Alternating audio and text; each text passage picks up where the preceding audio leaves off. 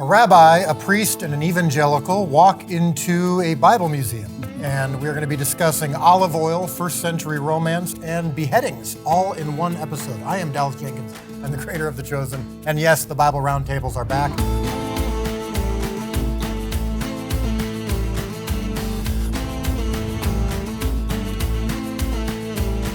There's a mystery in the Hebrew. When it says he mourned, one of the Hebrew letters is written small. And smaller in the text than the other letters. And the question is why? Is because we don't grieve like those that have no hope. And this was even before the New Testament. This is before Jesus came. In Jewish history, they had the hope of an eternity.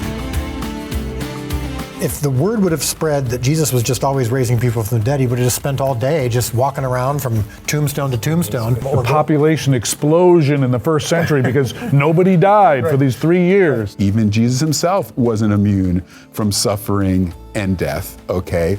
But because the kingdom has come and has broken into this world, miracles do happen. Someone can be brought back to life. Thoughts on Judas? I know we're not ultimately fans of his, but we call him Judas. In Hebrew, his name would have been Judah. So what's interesting is that the leaders of Judah are the ones who reject Jesus, Yeshua. So there's a sense in which even by his name, he represents the unbelief of the nation. The whole, who do people say that I am? It's directly from Scripture.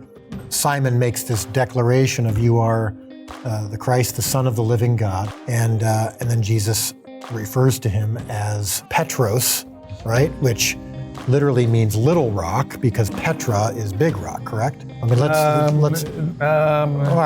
That's part of the debates. Yes. That's part of the debate. This was a tough one. I'm trying to not be unnecessarily controversial, but I do have a perspective. I do have a theological perspective on it. So from the Catholic perspective, that's a very important and popular passage of Scripture. And at least the majority of Catholics that I've spoken to or heard from or who comment on social media, they talk about Peter as the first pope. Where does this come from? Well, first of all, there's a recognition in this that Jesus recognizes there's going to need to be leadership. And from the Catholic perspective, not only does he name Peter with this title as the rock, but we would see it as the establishment of the Petrine ministry, of the leadership ministry that would continue in the church. Is the church built on Peter, or is it built on what Peter said? Is it based on the man, or is it based on the man's testimony? Yeah. And that's been, I think, the heart of the debate.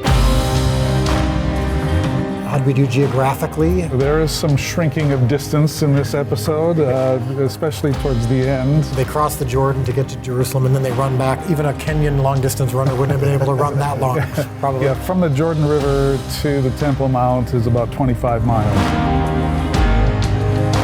Here comes Yeshua, Jesus, on the holiday where they're celebrating the military defeat of this crazy man who claimed to be God, and he gets up there and says, I and the Father are one, asserting that he is equal to God, made manifest in the flesh, and this is a trigger, it sets him off.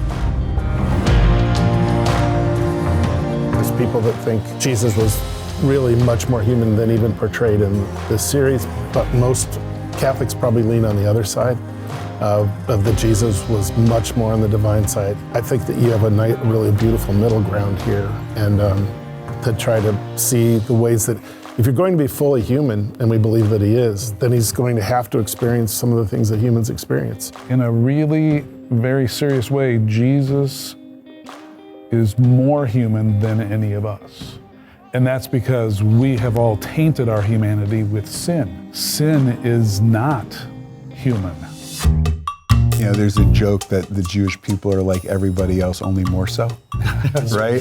There's an old joke where there's two Jews, there's three opinions. You can summarize every Jewish holiday. They came, they tried to kill us, God gave us the victory, let's eat.